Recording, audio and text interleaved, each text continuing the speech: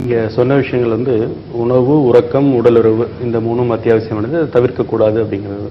நமக்கு இருக்கிற பிரச்சனையே வந்து எதை எந்த விகிதாச்சாரத்தில் நிறுத்திக்கணும், எதை எந்த விகிதாச்சாரத்தை தாண்டி போகக்கூடாது, எது எந்த விகிதாச்சாரம் அத்தியாவசியம் அப்படிங்கிறத நமக்கு இருக்கிற ஒரு அடிப்படை பிரச்சனையே. சரி, இப்போ உடல்ல நமக்கு அமைந்திருக்கக்கூடிய உறுப்புகள் பார்த்தீங்கன்னா எதெல்லாம் அதிகம் வேலை செய்யணுமோ அதெல்லாம் ரெண்டு ரெண்டா கொடுத்துருக்கு, எது அதிகம் வேலை செய்யக்கூடாதோ அதெல்லாம் ஒவ்வொன்று தான் கொடுத்துருக்கு.